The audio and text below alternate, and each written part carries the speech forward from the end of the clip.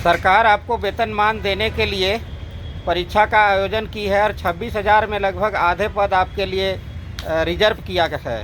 तो आपको क्या दिक्कत है इस बहाली में और परीक्षा में? देखिए, दिक्कत परीक्षा से हमको दिक्कत नहीं है। सरकार जब जैसे जैसे परीक्षा लिया हम लोगों ने उत्तीर्ण होकर ये बता दिया कि हम लोगों में योग्यता है, लेकिन सरकार में ये पता नहीं क्यों कि 10 साल पहले परीक्षा लेके योग्यता साबित करके फिर 10 साल बाद कहते हैं कि पुनः आपको आईएएस लेवल के परीक्षा में बैठाएंगे। क्या ये संभव प्रतीत होता है? यदि अगर एक ऑफिसर को जो 10 साल पहले आईएएस बने हैं अभी उनको पुनः उससे टफ परीक्षा में बैठा जाए, कितने आईएएस ऑफिसर इसमें उतार पाएंगे या फिर उसमें पास हो पाएंगे? ये सोचनीय विषय है। आप टेट को हम नियुक्ति नियमावली 2012 के तहत शिक्षक नियुक्ति लिए और वही शिक्षक नियुक्ति नियमावली 12 के तहत हम टेट पास हुए। हमारे टेट का सर्टिफिकेट में देखिएगा असिस्टेंट टीचर लिखा हुआ, ना कि सहायक आचार्य। तो आप परीक्षा लीजिएगा सहायक शिक्षक का और बहाल कीजिएगा सहायक आचार्य। ये कहाँ का नीति है? पूर्व में आप सीधे बहाली कर दिए और वही नियुक्ति नियमावली के तहत अभी हमको बोलते हैं कि परीक्षा लेंगे।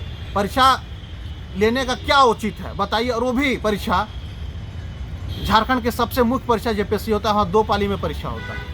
और एक सहायक आचार्य की नियुक्ति जो जिसका पे स्केल घटा के 84 वाला पे स्केल कर दिए हैं, 5200 पे ग्रेड, और उसके लिए 9 घंटे की परीक्षा 4 पाली में परीक्षा कहाँ सोचित है? एक हाई स्कूल टीचर बनने के लिए एक विषय का परीक्षा देना पड़ता है और हमें पेपर 4 में 3 विषय का परीक्षा देना है, पेपर 3 परीक्षा देना है जिससे पूरे संसार को पूछना है, पेपर 2 पढ़ना है, पेपर 1 पढ़ना है। तो बताइए कि हम बच्चों को पढ़ावें कि खुद पढ़ें और परीक्षा दें? अब मेरी पूरी जवानी आज 20 साल के समय में चूस लिए हैं, अब हमारा वो एज नहीं रह गया।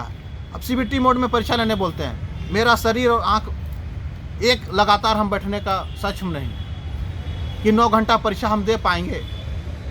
हमको आप विभाग के सारे कार्य से कर दिए हैं कि विभाग के जितने भी कार्य हैं हम करेंगे, गैर शैक्षणिक काम भी करेंगे, विद्यालय के बच्चों को भी पढ़ाएंगे। तो हमको पढ़ने का मौका मिला, हम क्या लिखेंगे? अब सिलेबस देखेंगे उठा कर। आप मीडिया के माध्यम से कहना चाहता हूं कि टीईटी और पीईटी का सिलेबस कॉपी पेस्ट कर करके सहायक आचार्य में डाल दिया गया। क्या सहायक आचार्य 1 to 8 के परीक्षा के लिए हाई स्कूल और +2 स्कूल का सिलेबस उचित रखता?